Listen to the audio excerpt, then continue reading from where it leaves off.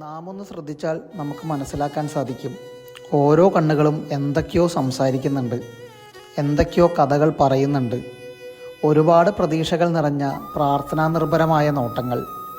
ഇതുവരെ അറിയാത്ത സമ്പന്നതയുടെയും സമൃദ്ധിയുടെയും സുഖലോലുപതയിൽ മുങ്ങിക്കുളിക്കുവാനുള്ള പ്രതീക്ഷ നിറഞ്ഞു നിൽക്കുന്നുണ്ട് ആ ഓരോ നോട്ടങ്ങളിലും. ആലസ്യം തിളങ്ങുന്ന, ആർത്തിയും ആസക്തിയും തുടിക്കുന്ന ഓരോ കടാക്ഷവും.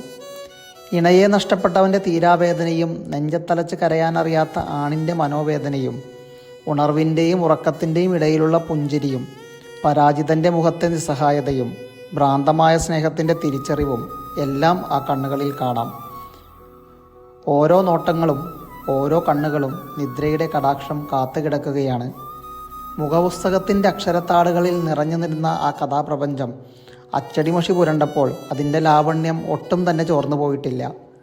വിനീത അനിൽ എന്ന ഞങ്ങളുടെയെല്ലാം സ്വന്തം വിനീതേച്ചിയുടെ 27 കഥകളുടെ സമാഹാരം. വായിക്കുക, കഥ പറയുന്ന കണ്ണുകൾ.